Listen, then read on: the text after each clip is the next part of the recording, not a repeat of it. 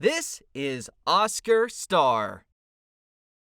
Hold on, this is a jellyfish we're talking about. How is he a star? Nah, this is Stinger Uno. Wait, that's not the official name? Stinger Flynn, as with the majority of the Garden of Banban characters, has a rich history of how he came to be, and I'm here to discuss with you the secrets of our beloved psychic jellyfish.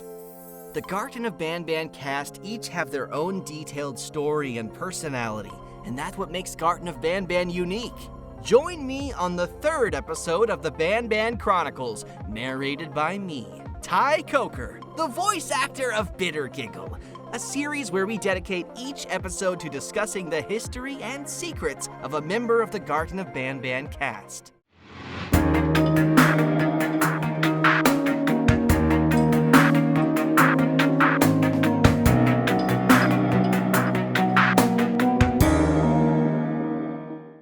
Stinger Flynn, despite being arguably one of the simpler characters to draw and visualize, has probably gone through the most changes during development out of any of the other characters, making this episode of the Banban Chronicles one of the juicier entries. Every stage of development for this character has been strange, from the decision to even add him to the game to the decision to make him a jellyfish.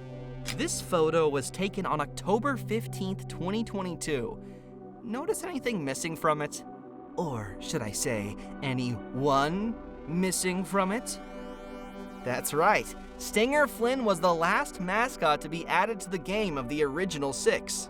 He was a last-minute addition that was added right before the Euphoric Brothers started to seriously work on the script of the first game. The mural involving Jumbo Josh, Bambolina, Banban, Opila Bird, and Captain Fiddles really felt like it could use another character whose color would complement the existing colors. And just like that, the Euphoric Brothers were back to the drawing board. The majority of concepts that were proposed for this new character have been lost to time, but 2 have survived. The first was Humble Bee, a simple bee character whose purpose was to teach children the importance of staying humble, and also whose name is a play on the word bumblebee.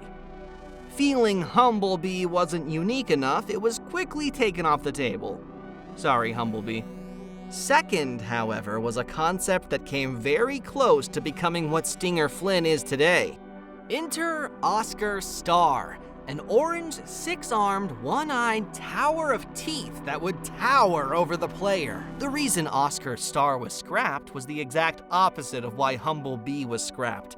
Oscar Star had too many defining features. He had 6 arms, 1 eye, and was a tower of teeth.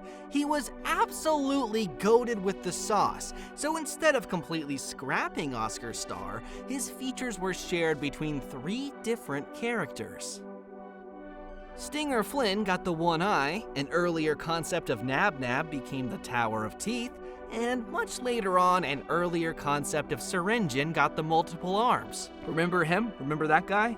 From the last episode? You keeping notes? Yes, these 3 characters, despite their minimal interactions with each other in the games, are spiritually connected through Oscar Star. Ultimately, the decision was made to add the 1-eyed orange jellyfish to Garden of Banban 1 and save the spider for later. And thus, Stinger Uno was born, as he was nicknamed after first being added to the game, a name that one can still find in the game files. This last-minute addition jellyfish would later become the main antagonist of an unused script for the first game, where his giant tentacles and 1 eye would stalk you throughout the kindergarten. For the most part, the game would have played out similarly to the Garden of Banban 1 available today, but some of the puzzles would have involved finding different ways to have Stinger Flynn move his tentacles away from doorways that he would be blocking. Think Cyan Fiddles from Garden of Banban 2, only it's the giant Stinger Flynn before he was shrunk. This was all before being replaced by the final Garden of Banban 1 script we know today, where Opila Bird and Jumbo Josh take the spotlight, and Stinger Flynn retains a minimal role of being a wall mural and giving words of kindness. If you compare the Stinger Flynn that you can see now on the Garden of Banban 3 poster to the one that you actually see in the games, you might notice a few differences. The eye on the model of the poster is less circular and more rectangular in shape, and Stinger Flynn actually has mistakenly 8 arms here. A mistake that the Euphoric brothers made sure not to repeat when creating the model for Stinger Flynn in Garten of Banban Punch Rush. This version of Stinger Flynn that you see on the poster is actually a very early version of the same model created during the development of Garten of Banban 2, and later updated during the development of Garten of Banban 3. The eye was made rounder and the number of arms were reduced to 6 to accommodate the 6-legged wall mural. 2 decisions that actually turned out to be very helpful during development.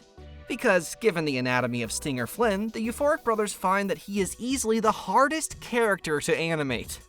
Any movement of Stinger Flynn requires keeping track of all 6 of his tentacles and making sure each and every one moves in a natural way.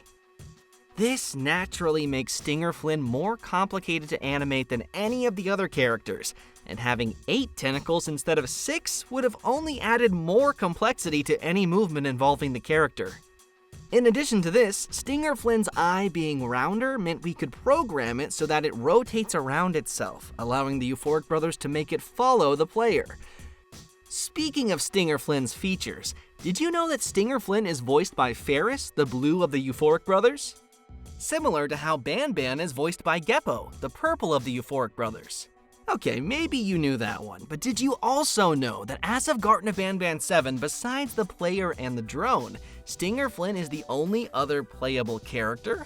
You actually get to play as Stinger Flynn in 2 of the dream sequences in Garten of Banban 3, during which you are also introduced to a new mechanic not seen anywhere else in the game, where as Stinger Flynn you are capable of shooting electricity through your tentacles in order to traverse puzzles. Please do let the Euphoric brothers know in the comments if you would like to see this mechanic reappear in future games.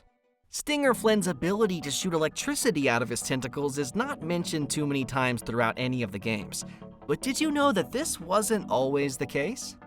Within the kingdom in Garten of Banban 4, there exists the infirmary. And inside the infirmary are all of the prisoners that Sheriff Toadster manages to capture throughout the game. For each holding cell, the player is able to play a recording that has been put together by Sheriff Toadster to document his findings in respect to each prisoner, a collection of recordings that he calls the Toadster Archives. There's a recording for Opelabird and Tardabird, a recording for Banbalina, a recording for Slow Celine, a recording for Jumbo Josh, but not one for Stinger Flynn, despite also having his own cell. Initially, however, Stinger Flynn was also meant to have a recording of his own in the Toadster Archives collection, which would have detailed how Sheriff Toadster got electricity shot at him a few times while trying to capture Stinger Flynn after the events of Garten of Banban 3. However, feeling that there were enough Toadster Archives entries in the game and that the Stinger Flynn recording wouldn't have added much in the way of interesting lore, the idea for the recording was scrapped. But this wasn't the only instance where something related to Stinger Flynn was removed from a game.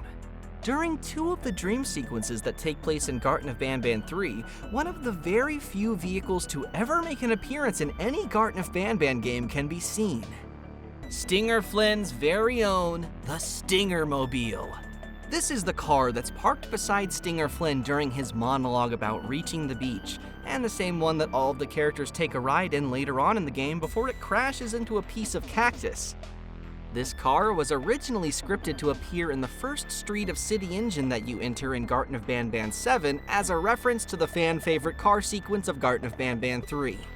Realizing that this would not make much sense lore-wise, the car was removed from the map entirely, which actually happened only a few days before the public release of the game. But who knows, maybe the Stinger-mobile will reappear in future games. Wait, what's that jellyfish doing to us? Stay tuned for the next episode of the Banban Chronicles, where the secrets and history of another character will be revealed. Comment down below which character you want to learn more about next, and keep on Banbanning!